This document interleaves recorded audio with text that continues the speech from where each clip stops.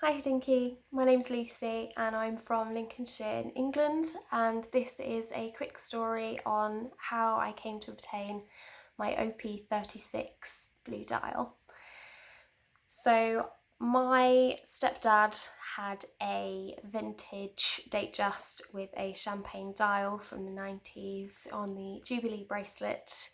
And although I had an interest in watches before that, that was the one I think that really set off my interest, and it sort of escalated very quickly after that. But while I was living back there, sort of after university, I got to wear the watch and absolutely fell in love with it. It was a 36 mil. It was perfect sizing for me. I loved the patina on it, even the slightly stretched links on the Jubilee, and I loved how much love had it had basically. And I wore that for about 3 years until I moved out.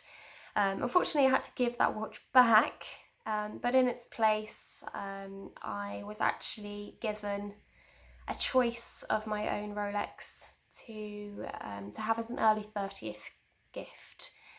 So I guess so that I didn't have to wear the Datejust all of the time.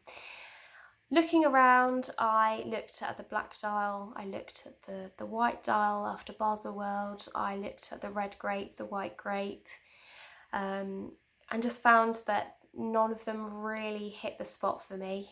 And then I actually found the 369 blue dial, and absolutely fell in love with that sunburst dial. It was perfect for me. It was,